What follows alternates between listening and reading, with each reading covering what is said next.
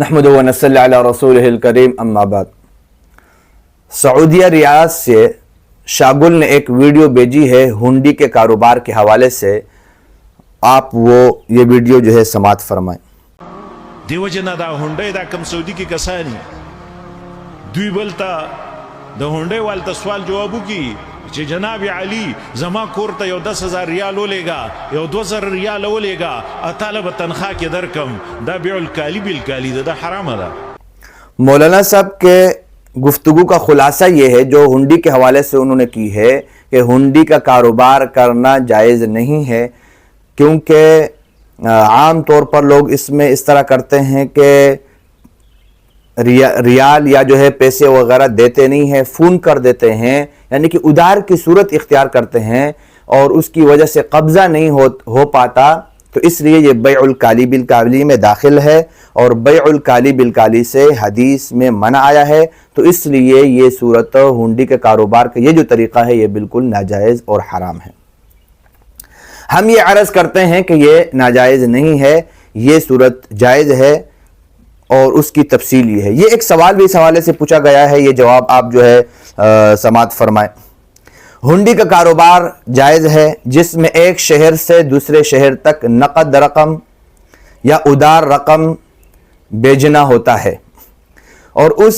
اس بھیجنے پر متعین اجرت وصول کرنا جائز ہے، لیکن اگر یہ معاملہ ادار پر ہو تو اس شرط کے ساتھ جائز ہے کہ اس صورت میں بھی بطور کمیشن اتنی ہی اجرت وصول کی جائے جتنی نقد کی صورت میں لی جاتی ہے۔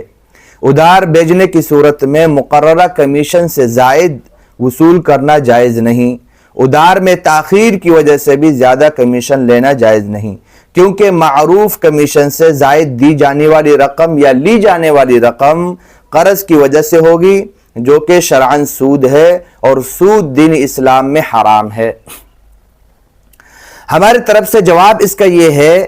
کہ مولانا موصوف نے ہنڈی کے کاروبار کو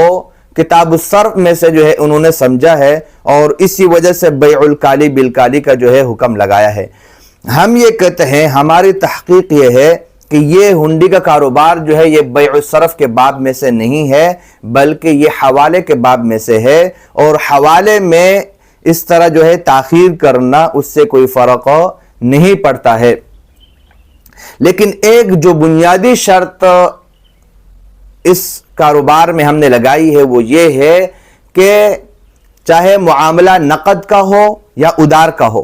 کمیشن ایک ہونی چاہیے بس۔ مثال کے طور پر اگر پاکستان میں جو یہ لوگ ہنڈی کا کاروبار جو لوگ کرتے ہیں، مثال حیدرآباد سے سوات پیسے بیچتے ہیں، تو 1 لاکھ پر مثلا 2,000 روپے لیتے ہیں، 1 لاکھ پر 2,000 روپے کمیشن لیتے ہیں۔ اب ایک آدمی فون کرتا ہے کہ وہ دور ہے، اور وہ یا یہ کہتا ہے کہ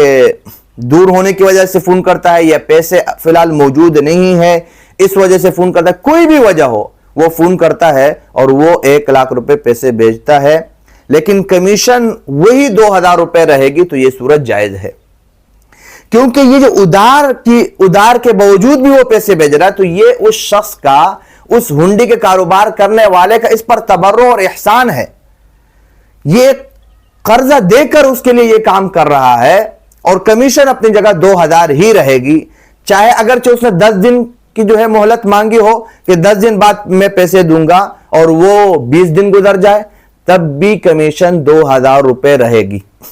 چاہے معاملہ پاکستان کے اندر ہو چاہے باہر سے ہو۔ مثال ریاض وغیرہ سے، جیسے کہ سائل کا سوال جو ہے وہ ریاض سے ہے،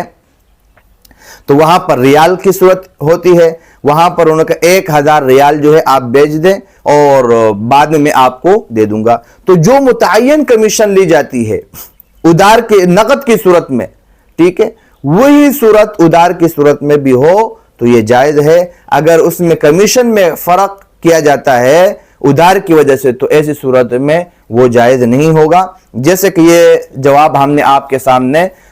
سنایا، اور یہ ایک فتویٰ ہم نے اس حوالے سے ہنڈی کے کاروبار کے حوالے سے ہم نے تیار کیا ہے، اور یہی فتویٰ معروف ادارہ دارالعلوم مظہر العلوم حیدرآباد کا ہے، اور یہی فتویٰ جو ہے دارالعلوم کراچی کا ہے کہ جو ہم نے جواب دیا ہے، تو لہذا ہنڈی کا کاروبار کرنا جائز ہے۔ اور ایک جو کام اس میں غلطی عام طور پر یہ بھی ہوتی ہے کہ بعض لوگ ہنڈی کے کاروبار کرنے والوں سے نقد رقم لیتے ہیں، مثال 1 لاکھ روپے، 50,000 روپے، اور پھر جب اس کو ادا کرتے ہیں تو پھر اس پر کمیشن لیتے ہیں. تو یہ بات یاد رکھنا کہ یہ بالکل سراسر کیا ہے، سراسر سود ہے.